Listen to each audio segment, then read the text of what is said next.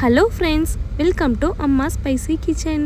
இன்றைக்கி நம்ம பார்க்க போகிறது மண் பாத்திரத்தை ஒரே நாளில் நான்ஸ்டிக் பாத்திரமாக மாற்றுவது எப்படின்னு பார்க்க போகிறோங்க. நம்ம பாட்டி காலத்துல எல்லாம் நிறைய மண் பாத்திரம் தாங்க யூஸ் பண்ணாங்க. இப்போது சாப்பாட்டில் மண்மணம் வரும், உடஞ்சி போயிடும், சீக்கிரத்தில் அடி பிடிச்சிரும். இதனால தாங்க யாரும் யூஸ் பண்ணுறதில்ல. மண் பாத்திரத்தை நான்ஸ்டிக் பாத்திரம் மாதிரியே சூப்பராக ஒரே மணி நேரத்தில் எப்படி மாற்றலான்னு வாங்க வீடியோக்குள்ளே போய் பார்க்கலாம். வீடியோக்குள்ளே போகிறதுக்கு முன்னாடி எங்கள் சேனலை சப்ஸ்கிரைப் பண்ணாதவங்க சப்ஸ்கிரைப் பண்ணுங்கள், பக்கத்தில் இருக்க பெல் ஐக்கானை கிளிக் பண்ணுங்கள். வாங்க எப்படின்னு பார்க்கலாம். இதுக்கு நாங்கள் 2 விதமான மண் பாத்திரம் எடுத்திருக்கோம். 2 முறைப்படி செஞ்சு காமிக்க போகிறோம். உங்களுக்கு எது ஈஸியாக இருக்கோ அதை நீங்கள் ட்ரை பண்ணி பாருங்கள்.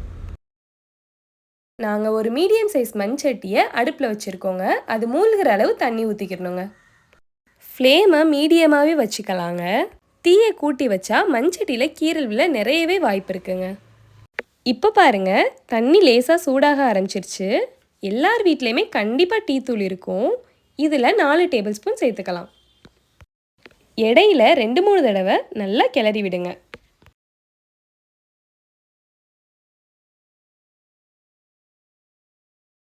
தண்ணியெல்லாம் கொதிச்சு பாதி அளவு வந்துருச்சு. இப்போ அடுப்பை ஆஃப் பண்ணிடலாங்க.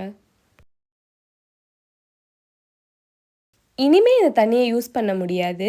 நல்லா கிளறி கீழே ஊற்றிடலாங்க. இந்த பாத்திரத்தை சோப்பு போட்டு கழுவக்கூடாதுங்க. நம்மக்கிட்ட கோதுமை மாவோ கடலை மாவோ ஏதாச்சும் ஒன்றை போட்டு கழுவி சுத்தம் பண்ணி எடுத்துக்கலாங்க.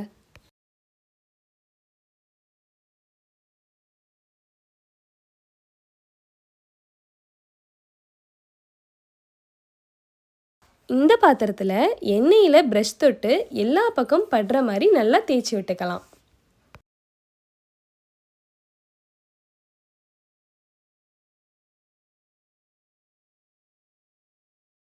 திரும்ப மண் பாத்திரத்தை அடுப்பில் வச்சு 1 டீஸ்பூன் எண்ணெய் ஊற்றிக்கலாங்க.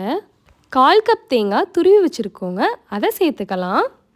கூடவே ஒரு மீடியம் சைஸ் வெங்காயம் கட் பண்ணி வச்சுருக்கோங்க, அதையும் சேர்த்துக்கலாம்.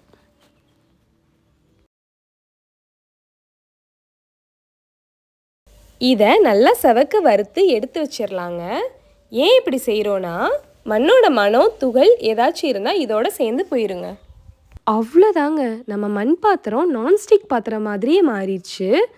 ஃபஸ்ட்டு நம்ம எண்ணெய் நிறைய உள்ள டிஷ் தாங்க செய்யணும். எங்ககிட்ட அப்பளம் இருக்குது, அதை பொரிச்சு பார்க்கலாம்.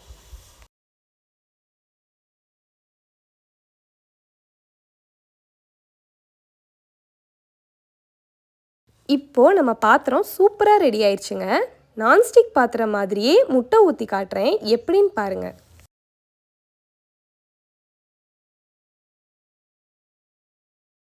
நீங்களே பாருங்கள், துளி கூட மண்சட்டியில் ஒட்டவே இல்லை. இனிமேல் நீங்கள் எந்த டிஷ் வேணால் செய்யலாம். அந்தளவுக்கு டேஸ்டியாகவும் ஹெல்த்தியாகவும் இருக்கும். எத்தனை வருஷம் உபயோகித்தாலும் மண்சட்டியில் கீறல் விழவே விழாது. ஏற்கனவே சொன்ன மெத்தடை நீங்கள் உடனே சமைக்க ஆரம்பிச்சிடலாம். இந்த முறைப்படி 2-3 நாள் கழிச்சு தாங்க சமைக்க முடியும். இதுக்கு அரிசி கழுவின தண்ணியோ இல்லை சோறு வடிகட்டின கஞ்சி தண்ணியோ பாத்திரம் நிரம்புற அளவு ஊற்றி ஒரு தடவை கொதிக்க வச்சு ஆஃப் பண்ணாலே போதுங்க. மறுநாள் இந்த தண்ணியை கீழே ஊற்றிட்டு திரும்ப அரிசி களைஞ்ச தண்ணியை சூடு பண்ணாமல் ஊற்றி வைக்கணுங்க. 2 தடவை இதே மாதிரி செஞ்சுட்டு 3ஆவது நாள் பாத்திரத்தை யூஸ் பண்ணிக்கலாம். இதுவும் நான்ஸ்டிக் பாத்திரம் மாதிரி ரொம்ப வருஷத்துக்கு இருக்குங்க. ஆனால் அதில் இருக்க கெடுதி இதில் இருக்காது. இது உடம்புக்கு ரொம்பவே நல்லதுங்க. இந்த வீடியோ உங்களுக்கு பிடிச்சிருந்தா லைக் பண்ணுங்கள், உங்கள் ஃப்ரெண்ட்ஸ் அண்ட் ஃபேமிலிக்கு ஷேர் பண்ணுங்கள். இதே மாதிரி நீங்கள் இன்னும் ட்ரை பண்ணி பார்த்துட்டு கமெண்ட் பண்ணுங்கள். இந்த வீடியோ பார்த்துட்ருக்க எல்லாருக்கும் ரொம்ப ரொம்ப நன்றி ஃப்ரெண்ட்ஸ்.